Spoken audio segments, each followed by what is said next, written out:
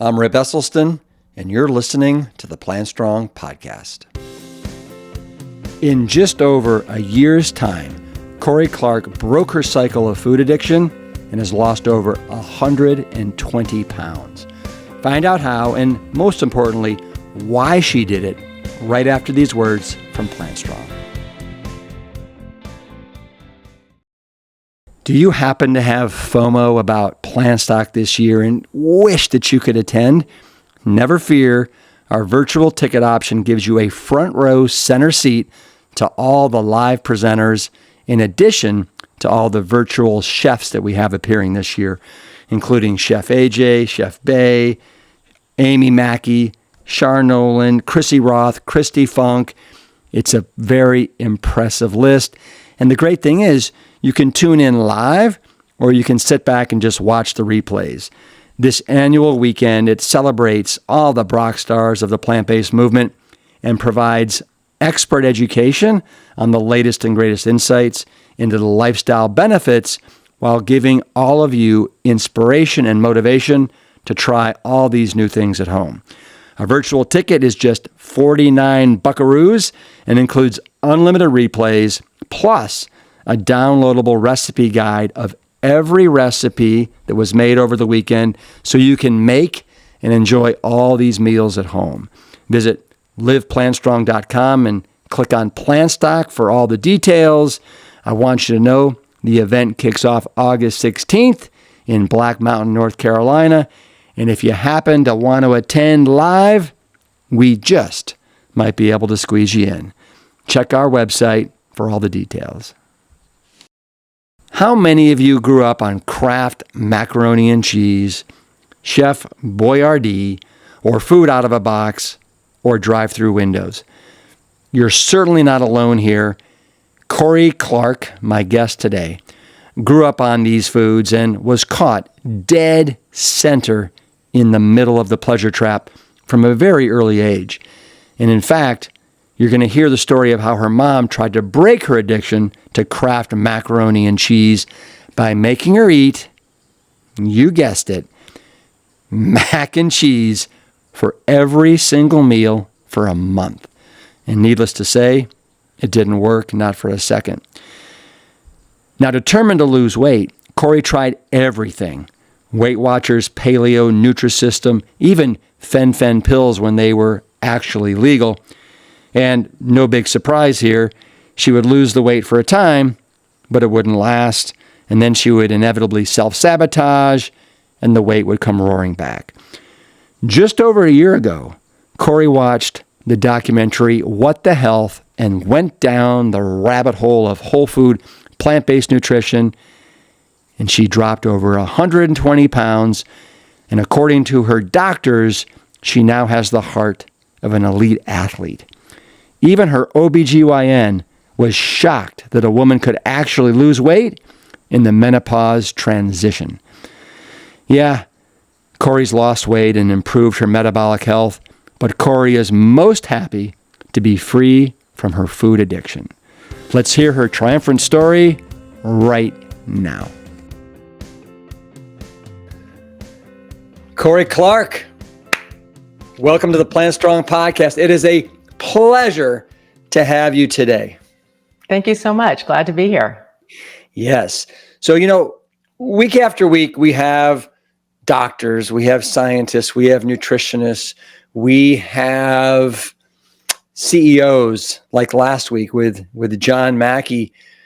But every once in a while, we love to have somebody that is boots on the ground, living and breathing the Plant Strong lifestyle, and that is in the process transform their health. And you have done just that. You sent us a beautiful letter at hello@plantstrong.com telling us about your journey, and you did it in such a very fun and funny and really vulnerable way that I was like, man, I'd love to get Kori on the podcast if she's willing, and you were willing. So with that, Kori, where am I talking to you to? Where am I talking with you today? I am in sunny San Diego. Love San Diego. I've been there a handful of times, and whenever I go, I can't believe how idyllic the temperatures are. Is that why you live there? Of course, it's the best. Well, good for you. I'm jealous. I'm in Austin, and I think it's going to get 99 here today. Ugh. Sorry. Yeah, me too. Well, let's talk about your health journey. When did you decide that you were going to get healthy? Well, Rip, I have wanted to be healthy for my whole life, and I've tried for most of my life through diet and exercise for a lot of years, but it's just never stuck. And then more recently, I watched some documentaries that really changed my life. Right. What were those documentaries? So the first one was What the Health. And after watching that, everything just kind of clicked for me. And then I went down the rabbit hole and just watched everything I could, Forks Over Knives, The Game Changers, just all of them. And everything just made sense to me. Can you remember, I'm kind of putting you on the spot here, but can you remember, was there a moment in What the Health where it just hit you, or was it just the totality of the whole documentary? It was the totality, but I kind of remember just feeling that it was more than just not having willpower, because I'm a strong person and I have willpower, and I've proven that throughout my life by losing and then gaining weight many times before. But what that documentary showed was how addicting the standard American diet is. And I really felt like that was what my problem was. I had to get away from that diet. Yeah. Well, you and 95% of the population.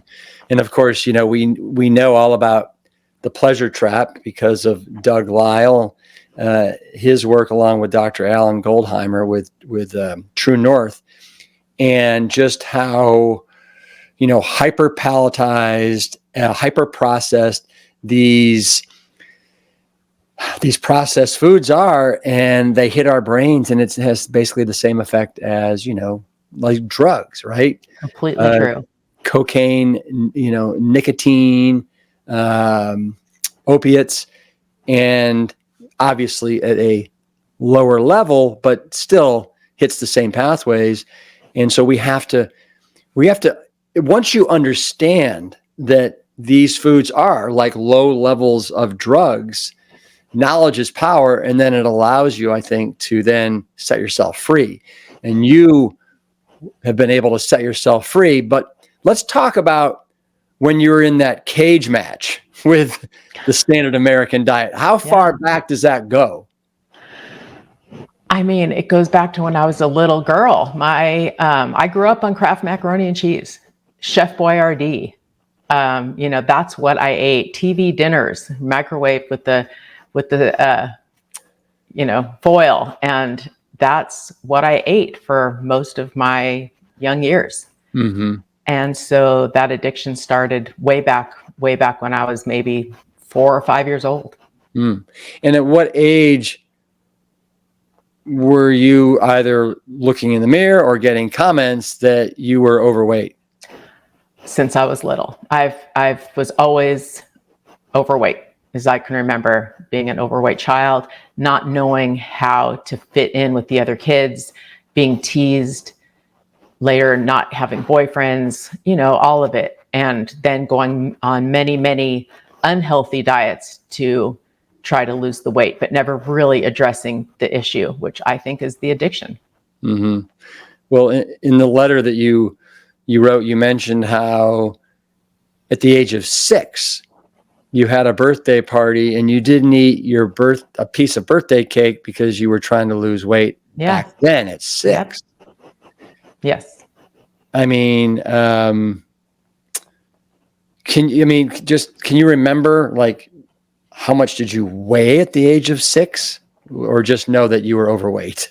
Yeah, I don't remember how much I weighed, but I remember feeling uncomfortable, having my father make, a lot of comments about my weight because his mother was severely overweight and he was always so worried about me. And I just remember that I couldn't have my cake. I couldn't have my cake. Yeah, it's sad.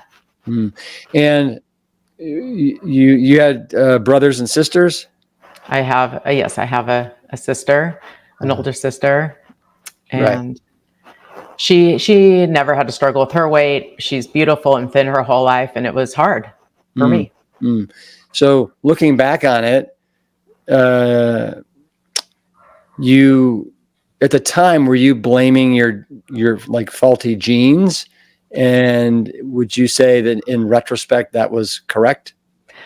I mean, I blamed myself. I just grew up with a lot of self-hatred and shame and humiliation, and I was so hard on myself, as a lot of people are, and Mm. that was who I blamed, was me. Why couldn't I do it? Why couldn't I have more willpower? Why did I binge? Why did I look this way? Mm. Like, can you, like, looking back, can you give me an idea? And again, we understand that you're caught in the pleasure trap. You're eating these foods that are, so easy to eat. And because they're so calorie rich and nutrient vacant and lacking in water and fiber, it's easy to pack on the pounds.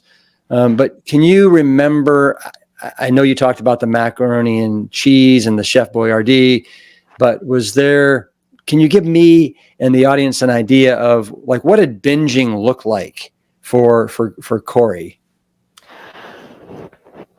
I mean, just a lot of food, just eating a meal and then going back for more, and then sneaking food when nobody was around, and when I was younger, getting into cookies or ding dongs and Twinkies and ice cream and all of the high sugar, high fat foods I could find, and eating way beyond, until the place where I wasn't hungry anymore. It wasn't even about that. And then just the guilt and the shame and feeling terrible and hating myself. Mm-hmm. Mm-hmm. And hating yourself because you couldn't, was it purely around the weight, or did it go beyond that? Yeah, it was the weight. Why couldn't I control myself? Why was I such a pig? Why? Yeah, just shame Right. and hatred. Right. And so I'm just trying to, get my brain wrapped around so many people that have weight issues and how it can become all consuming. All consuming. Like, Yes. would you say that you were thinking about that 50% of the time? Like, All the time. I was so self-absorbed too. I always thought that's what everybody who looked at me was thinking all the time. I come to realize that people actually think about other things and think about their own things. But in my mind, everybody was looking at me. Everybody was making judgments and comments. And it was just a very hard way to live. Sad. Yeah. Well, to give us an idea, again, this is if you want to share, but how tall are you and how much did you weigh at your heaviest? Yeah, it's hard for me to admit. Never told anybody, even my husband, but I'm just about 5'7", and I was 300 pounds. Uh-huh. Yeah. And so you said on the journey, you've tried every diet, you've lost the weight, you've gained the weight. Can you talk about some of the different dietary approaches that you have tried? Sure. I mean, you name it. I was Nutri-System, Jenny Craig, Weight Watchers. I took phen. I did Paleo. I did intermittent fasting. And then I've gone back to a lot of those many, many times. Yeah. And then, but give me the mindset. Like, so let's say you're doing the Jenny Craig. You go into it. Are you hopeful? Are you thinking, what, this is going to be the one? Absolutely. I am going to nail it. I'm going to lose the weight, and I'm going to lose it for good. Yes, I wanted that more than anything in the world. I wanted to do that. So that's exactly what I did. And I ate all the foods and I did all the things and I lost the weight. And then I kept it off for about 5 seconds and gained it all back. Uh-huh. Well, so typically What is 5 seconds? Is that a year? Is that 5 months? What is that? It's never actually attaining my goal weight. I've never actually attained my goal weight. I just would get close and then self-sabotage and just eat my way back up. Mm-hmm. And so are you, let's say you're on Jenny Craig, you're on Weight Watchers and you're following it. Are you like following it to a T, like perfection? And then one day, usually, yes, I'm pretty gung-ho. I'm very driven. And when I set my mind to something, I usually succeed at it. So yes. Yeah. And so when the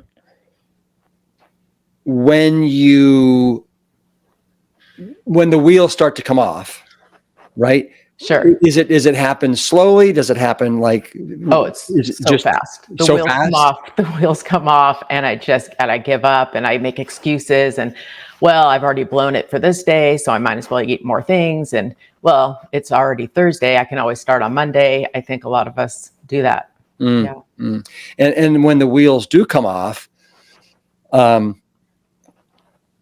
you just make up for lost time and just go to town like nobody's business? Yeah, I do. And then I hate myself for it. And then I say, well, I'll never do it. I might as well just give up. And then I give up, and then I just eat more because I just tell myself I'm unworthy and it's not for me. I'll never be thin. I'll never be beautiful. I'll never be this and that. I'll never be healthy. And I just give up. And I can be the best at it, or I can be the worst at it. Right.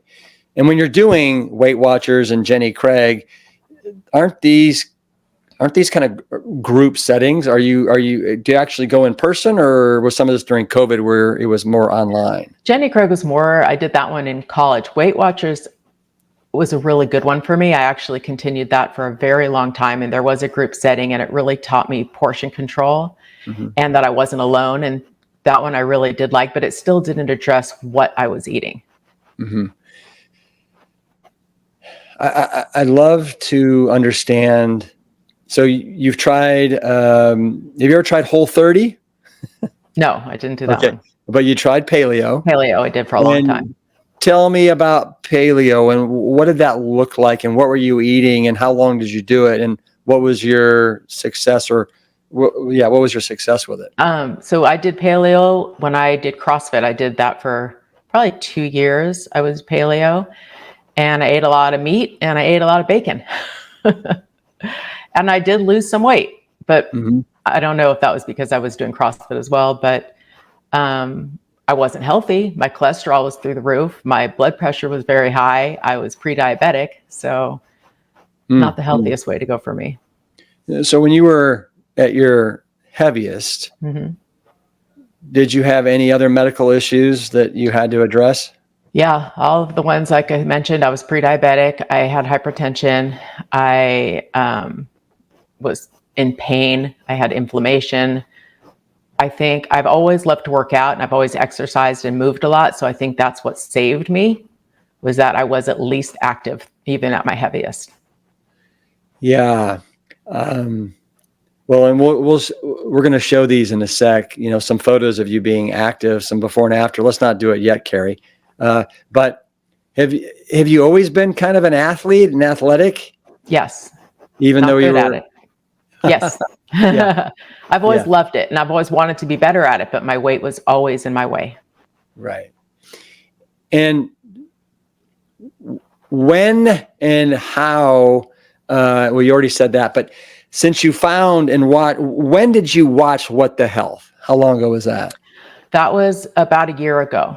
Okay. So what's been your success since you found that and you've gone down the plant-based rabbit hole?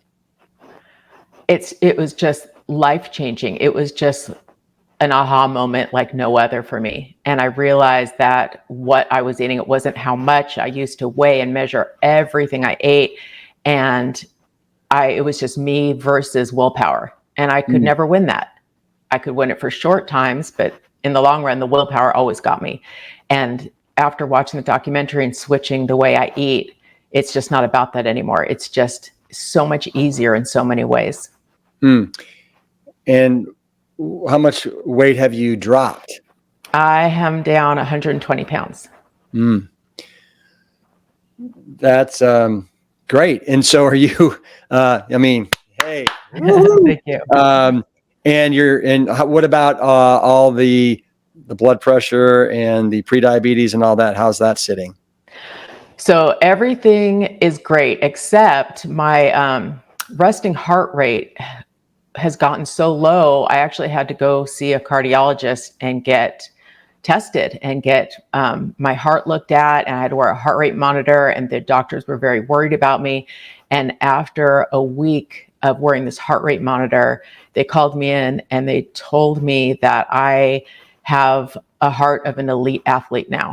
And I was either dying or I was an elite athlete. So luckily I'm an elite athlete. You got an inner Olympian right there, or actually it's no longer inner, it's right there. There you are. Yeah, I think they call that bradycardic when you have a really low heart rate. Can you remember like what it was? Was it like 45 beats per minute or something? During the day, it's about 40. And then at night, they called me the first morning and I answered the phone because they were getting readings real time. They called me in the morning. Are you okay? Are you okay? And I'm like, yeah. Are you feeling faint? Are you dizzy? No. Okay. And I said, well, what's going on? They said, well, your heart rate was down to 32. Wow. I'm like, I'm fine. They're like, okay. Yeah. Wow. That is something. I know once I wore a Holter monitor for 24 hours. They wanted to just check my heart and see what was going on. This is several years ago, back when I was doing the triathlons full time, and my heart rate got down to 28 when I was sleeping. And the woman that was analyzing it said she's never seen a heart rate get down that low. And she too was very concerned. And I told her, well, listen, I've been a world-class athlete. And so there you go. You and I, right in the low 30s, high 20s. I'm not a world-class athlete, but I do like to exercise. Yeah.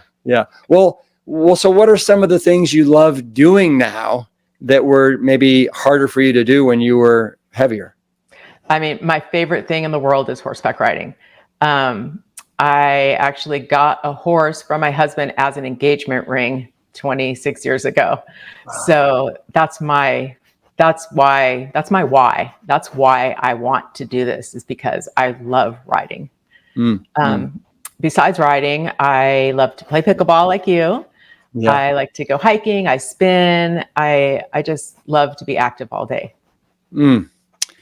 And do you have a group that you play pickleball with? I do have a group. Yes, a Monday morning group. Well, that's fun. What does your husband think of? Well, maybe he's seen it, but what does he think of not only the kind of the new lighter Kori, but what does he also think about the food you're eating? Is he on board with it? Mostly. He's a really good sport. I cook for me in my house. Everybody's welcome to eat what I'm eating, but if you want something else, you have to make it for yourself. So my husband does love vegetables and he eats everything I make. He might add cheese to things. I tease him a lot because I make this beautiful meal and then he'll dump cheese on it. But that's him. But I would say he eats the way I eat about 80% of the time. Pretty good. Great. Well, he obviously has seen what it's done for you and must be thrilled with your success. He is thrilled. He literally can't keep his hands off me. It's a little annoying. But I give him a shout out. He has loved me and made me feel beautiful at all sizes. So he's a good guy. Yeah. Well, love hearing that. Now, you guys have any children, or is that your child right behind you napping? That's one of our rescue children. I have 2 boys. Okay. Yeah. Great. And are they out of the house?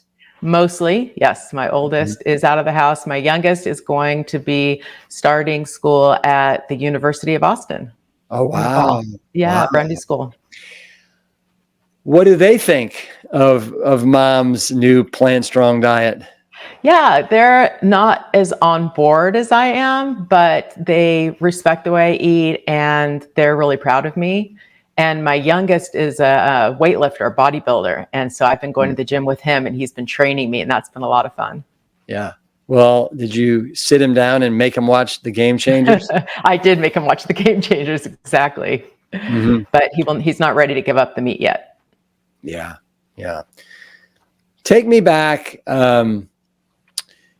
You mentioned in your letter how one of the things that you loved and you couldn't get enough of was the boxed macaroni and cheese with that fluorescent, orange powder that you put Oh on yeah. there and then you mix it Yes. in. Typically, what do you mix it in with? Like, is it with like whole milk? Well, I did whole milk and butter because why do one? Okay. Whole Oh milk yeah. and butter. Oh yeah. But tell us the story about what your mother did to try and make you get sick and tired of it. Yeah, I loved it so much. That's all I wanted to eat growing up. And then when I was, I don't know, I'm going to guess about 10 years old, she had this idea that if she just fed me nothing but Kraft macaroni and cheese morning, noon, and night, I would get sick of it. So I think for about a week or maybe a week and a half, that's all I ate was Kraft macaroni and cheese for breakfast, lunch, dinner, snacks. I remember her picking me up from school and having it in a thermos for me. And obviously that experiment did not work on her for her. I just loved it even more. It's all I wanted. Can you remember the last time you've had something like that? No. No. Got it.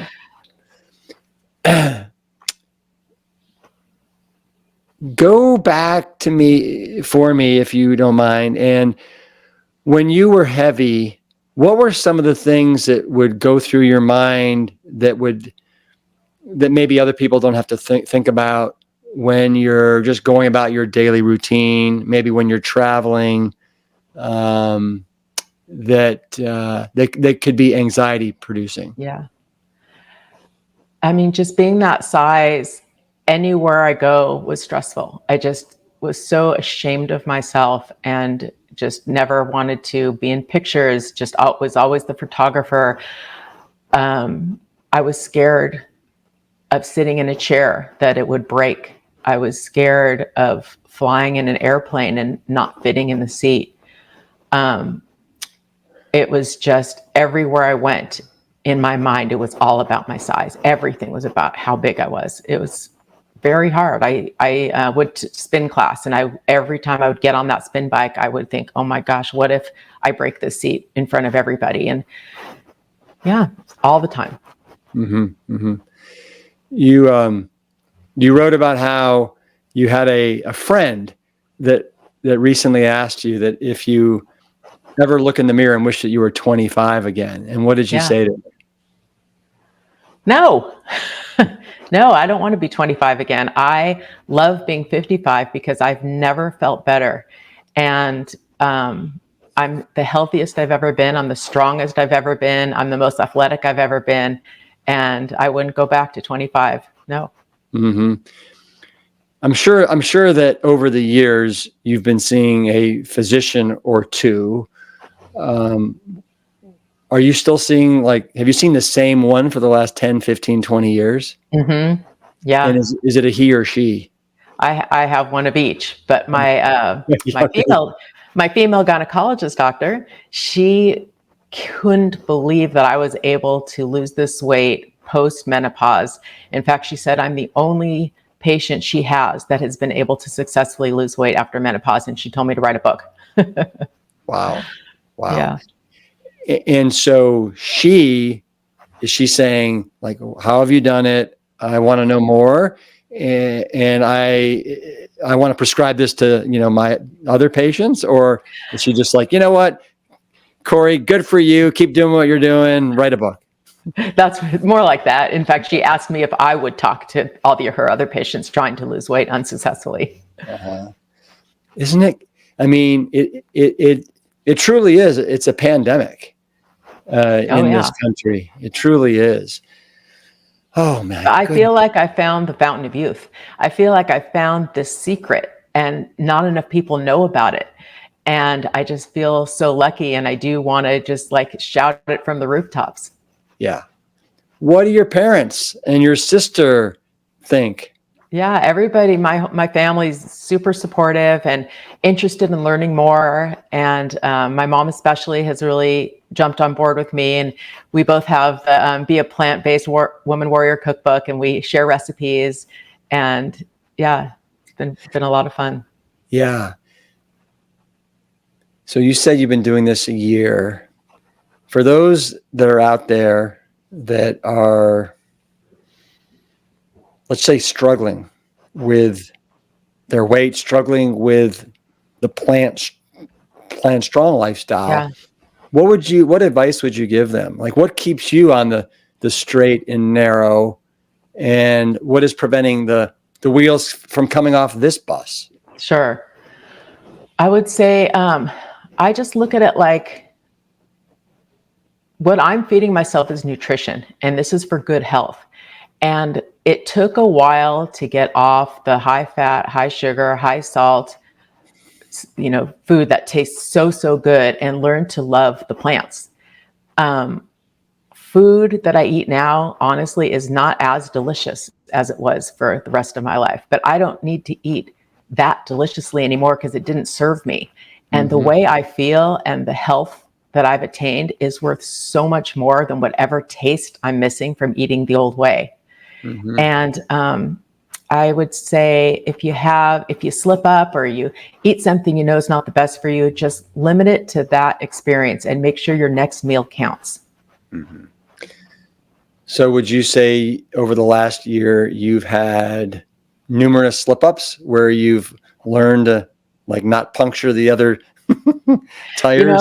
Not really. I don't really feel like I slip up. I don't use those words anymore. This is the way I eat now. And if there's something I really want, probably sushi is the one thing that was my favorite food. My favorite adult food was sushi. Yeah. And I just tell myself, if there's sushi or anything like that I really want, I'll just have it. I'll just have that one thing. But because I allow myself that, I just don't want it. I don't know how to explain it. I look at it and I know it's not good for me. And I know it starts that addiction that I don't want to go back to. And it's just really it hasn't been hard for me to just say no to that way. This is the way I am now. Mm-hmm. Well, and to me, the thing about, for example, like nori is you can have nori. I love nori rolls too. I just had them the other day, but it was just brown rice, avocado, cucumber, carrot, and it was with the wasabi and the ginger. And to me, that's kind of the experience. I don't need to have, eel in there or salmon or whatever. So, I mean, to me, you can get your nori fix and not have it, also be unhealthy. I agree. Yeah. I love eating vegan sushi now. Yeah. Yeah. Amen to vegan sushi. Let us know, what does a typical day, breakfast, lunch, dinner, snacking look like now for Kori? You want me to go through what I eat in a day? I would love that. Okay. Okay. Yeah. Or if you want to tell us what you ate yesterday or what you've eaten so far today, or, what a typical day looks like. I just always find that it can be really, really helpful when people. Yeah. I'm not shy. I eat a lot of food. I work out hard and I eat a lot of food. It's, lower calorie food and high nutrition, but, I'm not shy about eating. So my first meal of the day is always, I make an oatmeal applesauce muffin with my coffee. That's usually very early in the morning, and then I go work out. Now,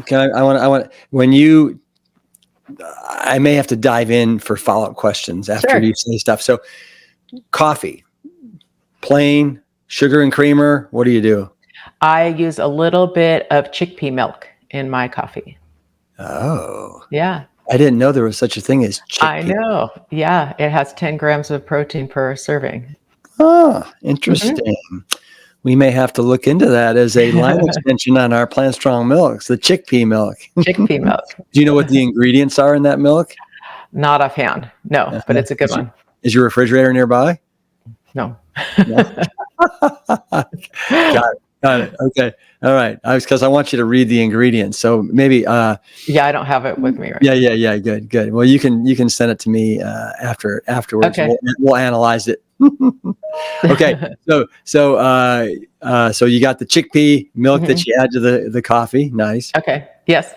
And then I go and ride my horse, and I always bring with me a wrap that I make. And so that is an Ezekiel tortilla. Yeah. And I make a roasted red pepper hummus. And I use the recipe from Be a Plant-Based Warrior cookbook. And I add roasted red peppers to it. And then I load it with vegetables. It's usually with beets that I've steamed, lots of greens, sometimes a little farro in there, but just whatever vegetables I have on hand, I load that up into my wrap with my hummus, and that's my next meal. And so when you take that to go horseback riding, how do you do it? Do you wrap it in tinfoil or put I it in use beeswax. I have a reusable beeswax that I use. And you wrap it in that? And then do you take bites as you're riding the horse? No, or? no, that's usually before I get on. I sit down and have my fuel. Yeah. And what does a typical horseback ride look like for you? Like how long? Yeah, I usually ride for close to an hour, and I train for competitions. I do show jumping. Wow. Well, that must be. Was that something that you were able to do before or not because of your weight? So I have ridden horses almost my whole life, but I did stop for many years when I was at my heaviest. I had to stop riding for about 3 years. And that was the hardest 3 years of my life, really. So for those of us that look at you, there you are. That's my horse, Hudson. Wow. Hudson's beautiful. I love his white stripe right down the middle of his face. And that looks like a really beautiful field you're in there. Nice flowers. We do a lot of beautiful trail rides where I live. What is it? Can you describe for us who don't ride horses, what is it about horseback riding that you love? I mean, the thrill of going fast and going over jumps is just an adrenaline rush, like no other. It's just so much fun. And it's hard, it's challenging, it's rewarding. And I just love animals. I love horses. I love being around them. I love brushing them. I love everything about them. The smell, the dirt, all of it. I like it. And then, Kori, can you show us a before and after photo of Cory maybe playing pickleball, if you have that? Look at that. I mean, you are now so much more agile. And yeah, I can get to the kitchen line a lot faster. And for those of you that don't know pickleball, the key is to get up to that kitchen line and to basically control the point. And you're definitely in much better shape to do that in the photo on the right there. Yeah, thank you. It's the game has gotten a lot more fun for me. And let's see, Kori, don't we have another before after of Cory? There you go. And look at you in your high heels and the black dress. Yeah. Yeah,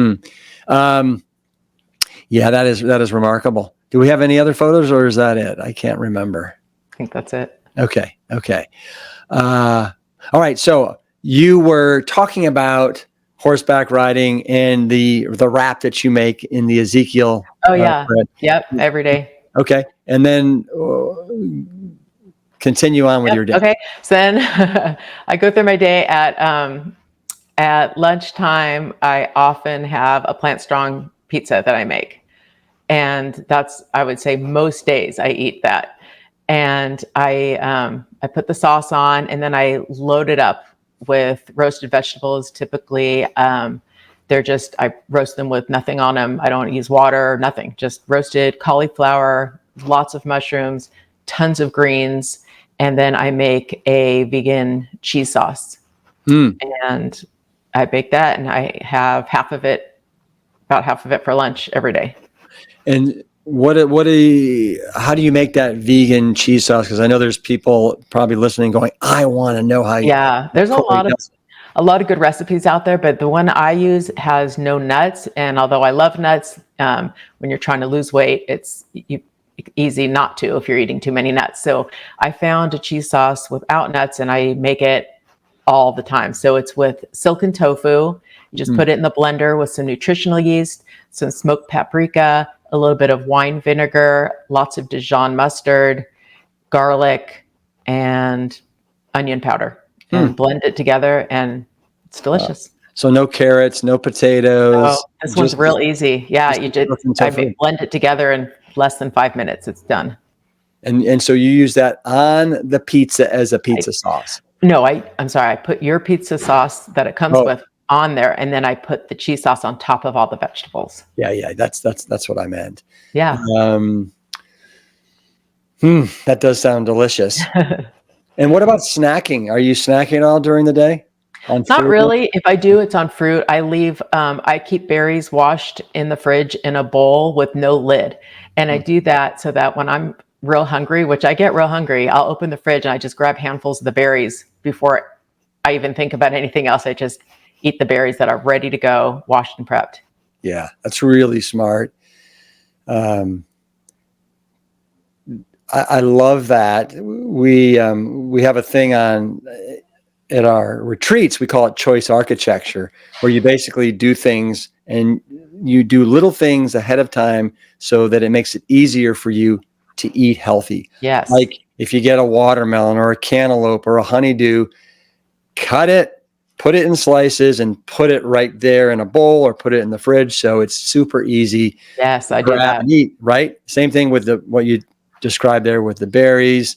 I love doing the same thing with grapes, throw them in the freezer, especially this time of the year. So that's super, super smart. I meal prep my freezer a lot. So I make a lot of beans. I love to cook. And so I do a lot of chilies and different things with beans and lentils. And I always have meals in my freezer. So when I don't feel like cooking or I'm very hungry and I don't know what to have, I can always grab something from the freezer. You know, in listening to what you eat, if I was a carbophobic, I would be very, very shocked with the Ezekiel wraps, with the pizza crust, with the muffins that you're making. I'd be like, oh my gosh, Cory, I'm worried for you. Right? But you and I both know that carbohydrates are not the devil, especially when they're whole, unprocessed carbohydrates like you're eating. Yeah. And they're what fuel our 30 plus trillion cells, especially when you're active and you're athletic like you and I are. So congrats on for embracing whole, healthy carbohydrates. Yay, carbohydrates. Yay. Now, what foods, you mentioned nuts, you're kind of staying away from the nuts as you're trying to get to your goal. I do eat some walnuts. I eat some seeds, but just small amounts. What are some foods that you, in the, let's say, the plant-based world, that you steer clear of? Would you say, like, are you doing avocado? Are you doing peanut butter, nut butters, any of that stuff? Yeah, not so much the nut butters, very little avocado. I won't say none, but very little when I'm trying to lose. Just small amounts of nuts and seeds. I don't use tahini in my hummus anymore. I don't feel like I need it. And again, I'm trying to lose weight. Those are the things that have the high calories. Yeah. Are you part of a support group, or is there a book that's your Bible right now? Or like, what are you doing for accountability and to, I'm on the Plant Strong community group. I'm very active on that on Facebook. And yes, very much so. And I would say that's my support group. Right. And for those that don't know what Cory's talking about, it's the Go Plant Strong Facebook account that we have. And there's, if I'm not mistaken, like 35,000 members. And we have had that going on now probably, gosh, I want to say 12, 14 years. And it typically is super supportive, non-judgmental. Yes. Good ideas. We share a lot of good ideas and inspiration. And a lot of us doing this don't have that support at home or through friends. Like I don't have anybody in my life who eats the way I eat. And so it's nice to have a group of people who kind of get it, and we have each other there. Yeah. Am I going to get to see you at Plantstock this year? I wish I could go. I really wanted to. I got it. I got it. Yeah. Well, maybe another time. I sure hope so. Yeah. Well, what would you say? What is the thing that you miss most? And it can't be Nori. Miss most about your old lifestyle? Anything? What I miss most? No, I mean, I guess eating out. It's not that I don't eat out. I still do eat out, not as often. Social events are tough. But I often will be the host, which I like to be anyway. And that way I can make food the way I like to eat. And my friends are learning to love it too. I've never had any complaints. What do I miss most? I don't know. I feel so amazing now that it's hard to like look back and think, what do I miss? Cause I'm just so happy right now. Well, it's been a year. Do you feel at this point, based upon the different journeys you've been on in the past with the different programs, do you feel like this one feels sustainable and doable? 100%. Yes. For the first time, I feel like I have the confidence to do this. I feel like this is the way I'm supposed to eat, and it feels incredible. Yeah. Explain to me, like, what is it? What is it that makes you feel like this is sustainable and this is the path that you could stay on? I, for the first time in my life, don't feel like I'm addicted to food anymore. I don't think about it all the time, every minute of the day. What am I going to eat next? Can't wait to eat this. Can't wait to eat that. There's so much more to life. Who knew? Who knew there's more to life than food? But there is. There's a lot of fun things to do out there, and I want to do them all. And they don't all revolve around eating. And so I do pack food with me wherever I go almost. And I'm really big into meal prep and always having healthy options at home. And I love the way I eat, but it's a different love. And I feel free. I don't feel addicted anymore.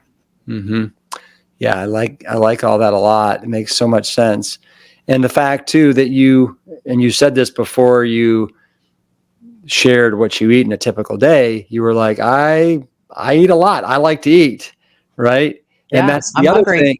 Yeah, but that to me is one of the most important things that I want people to get their heads wrapped around, is that you don't have to starve yourself to lose weight, right? You don't have to. And what I've done that too.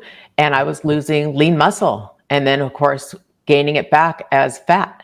Yeah. And I work hard for my lean muscle. I don't want to be losing that. So no.